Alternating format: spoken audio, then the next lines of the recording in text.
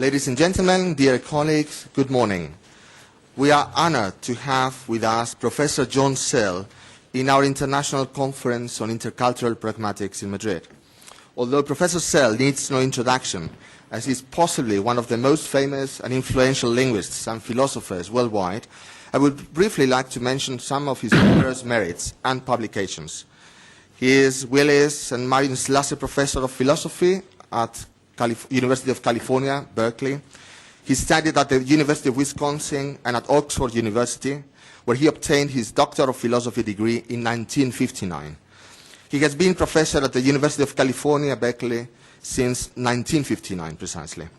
Amongst his numerous books, I would like to mention the very well-known Speech Acts, an essay in the philosophy of language, 1969, as well as Expression and Meaning, Studies in the Theory of Speech Acts, Intentionality, an essay in the philosophy of mind, Minds, Brains and Science, The Construction of Social Reality, The Mystery of Consciousness, Man, Language and Society, Philosophy in the Real World, and many others. His works have been translated into 21 languages. Professor Searle also has many honors and awards. The Jovellanos Prize in Spain, which he obtained in 2000, or the Jean Nicot Prize in France, also in 2000. And he is a member of the American Academy of Arts and Sciences since 1977. He has held visiting posts, gave special lectures, and participated in conferences in many countries in North and South America, Europe, Asia, and Australia. Professor Searle, let me tell you again that we're very honored to listen to your plenary talk today in our conference. Thank you very much for coming. Thank you. Well, I want to thank you for that generous introduction and for inviting me to this great town. I'm going to talk about language and society, and in particular, I'm going to talk about how speech acts create civilization. Why not? And I don't know quite how to do it because it's a big subject and I have a lot of material I want to cover. But maybe the best way is to explain my own thinking on this subject and how it developed. Now, it seemed to me when I wrote a book a long time ago, before most of you were born, called Speech Acts, that it seemed to me we could divide, roughly speaking, most of the facts in the world into two kinds that I call brute facts that exist independently of any human beings, and institutional facts that required human institutions. So facts about speech acts and money and property and government and marriage are institutional facts, and facts like how far it is from the Earth to the Sun or the structure of the hydrogen atom are brute facts.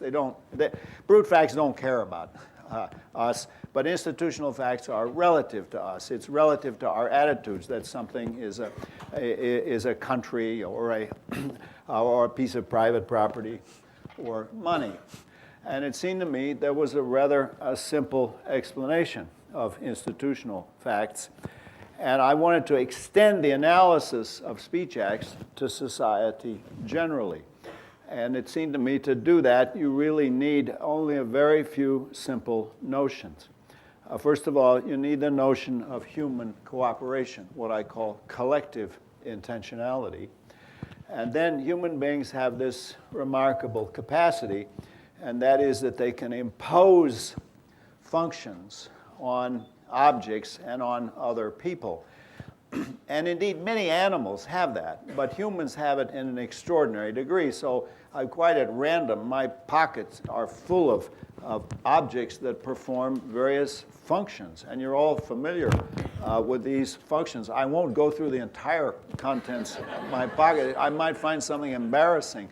But the idea is very simple. These things perform functions, but we have imposed the function on them. It's relative to us that we have assigned these functions.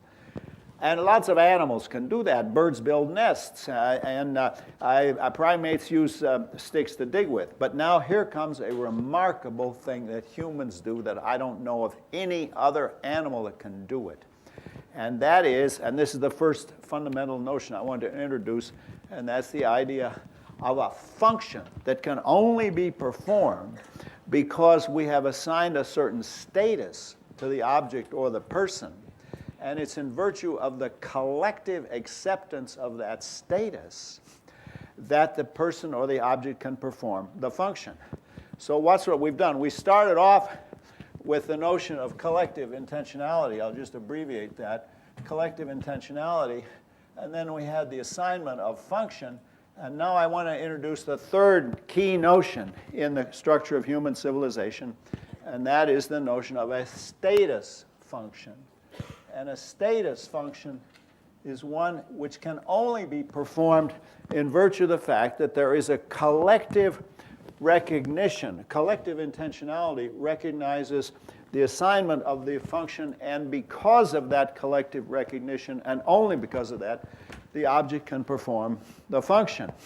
And of course, our lives are full of such status functions. I mean, I carry around these things in my wallet. If I could, my gosh, oh yeah, here's one. Well, that's the wrong country. I was going to get one. Here's one, yeah. Okay, now, Americans abroad are always amazed that it works. That you take it into a shop and they don't say, maybe you think it's money, but why do we care what you think? No, we all think it's money, and that is what makes it money. There's a collective recognition of the assignment of a status function. And what goes for money goes for private property and government and marriage and universities and cocktail parties and lawyers and doctors. So Barack Obama is president of the United States not because he has some peculiar genetic or chemical factor, but because we have assigned to him that status. That is a classic case of a status function. Now, I'm going to argue that, in fact, human civilization, the structure of human civilization, is a structure of iterated sequences of status functions created by speech acts. But let's go through the steps. Now, the next notion we need is a notion that I introduced to explain the distinction between brute facts and institutional facts, and thus to explain the theory of speech acts.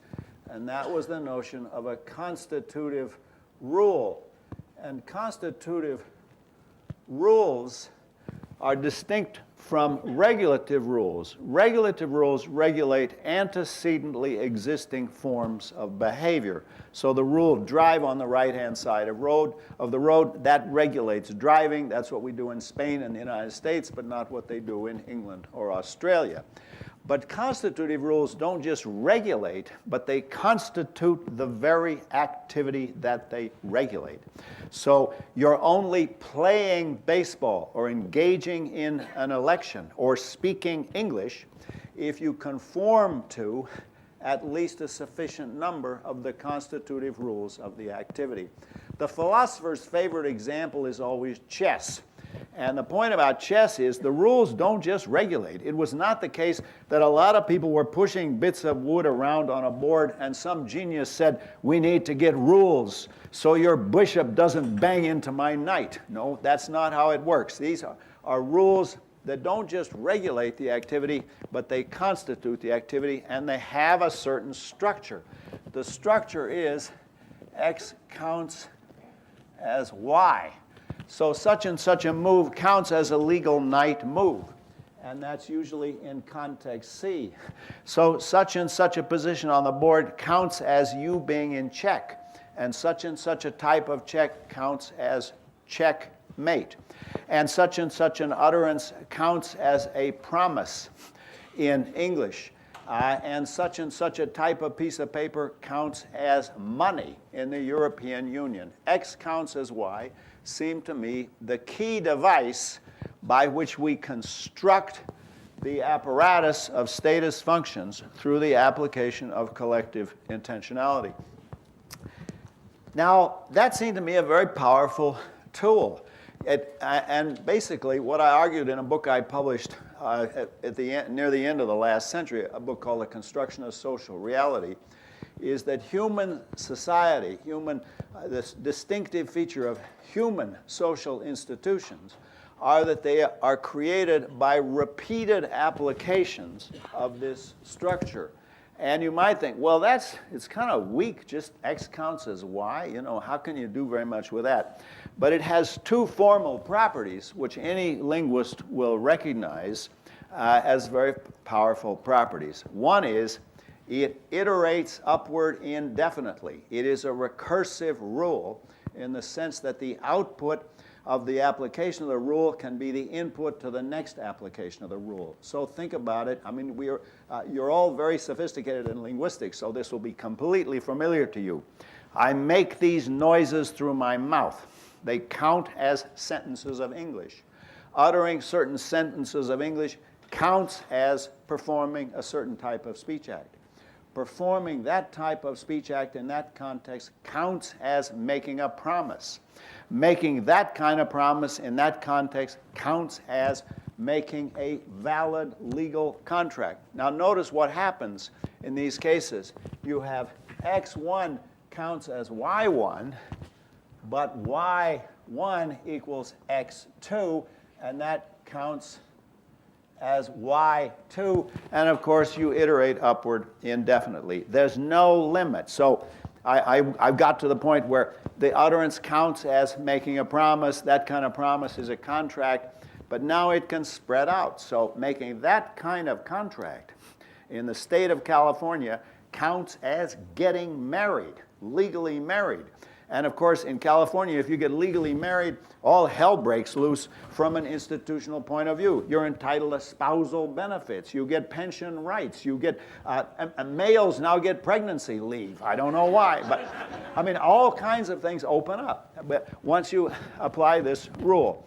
So there are two formal features. One is the iterative character of the rule, and the second is it spreads out laterally. So the institutional facts interlock with other institutional facts. So I don't just have money, but I have money in my bank account at the Bank of America on Telegraph Avenue in Berkeley, California. It's put there by my employers, the Regents of the University of California, and I use it to pay my state and federal income tax, my credit card bills, and my PG&E, that's the utility company in Berkeley, my Pacific Gas and Electric bills. Now, every noun I uttered, except maybe Telegraph Avenue, in that list there, counts as an institution. All of those are human institutional facts. The University of California, the city of Berkeley, the Bank of America, all of those are institutional realities built exactly out of this structure. So what we find is that we are swimming in a sea of institutional reality that is constituted by repeated applications of that rule. Okay, now I thought that was a pretty good theory, and I published a book about it, but now I want to show you some limitations and how we can improve it. Here are some limitations. The first is, often you can create one of these without a pre-existing institution. So I imagine a tribe of people that has a wall around their village, around their huts, and the wall gradually decays, so it's no longer a physical function that the wall performs, but it's just recognized. They recognize it as the boundary of the community and that you're not supposed to cross it. Now in that case, we have X counts as Y. That's a status function, because the line of stones performs its function not in virtue of its physical structure. It's no longer a big wall. Anybody can walk over it, but it performs its function like all status functions in virtue of collective intentionality.